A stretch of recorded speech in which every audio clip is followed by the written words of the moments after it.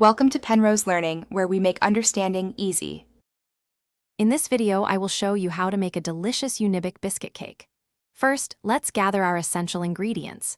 You'll need about 200 grams of your favorite Unibic biscuits, ideally chocolate-flavored for a rich taste. Also, prepare 1/4 cup of milk, 2 tablespoons of sugar, and 1/4 cup of cocoa powder. Don't forget 1 teaspoon of baking powder, 2 tablespoons of melted butter, and a tiny pinch of salt to enhance the flavors. These simple items are the foundation for our delightful dessert. Now that we have all our ingredients, let's start with the biscuit base. Take your 200 grams of Unibic biscuits and crush them thoroughly. You can use a food processor or a blender to achieve a very fine powder.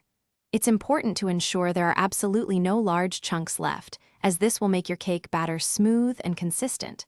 Once crushed, transfer the biscuit powder into a spacious mixing bowl.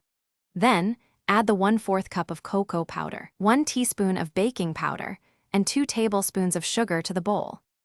With our dry ingredients combined, it's time to create the cake batter.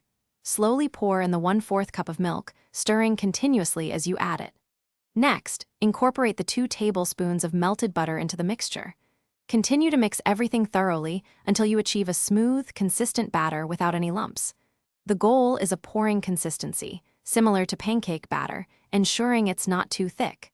This step is crucial for a light and airy cake texture. Finally, let's bake our delicious Unibic biscuit cake.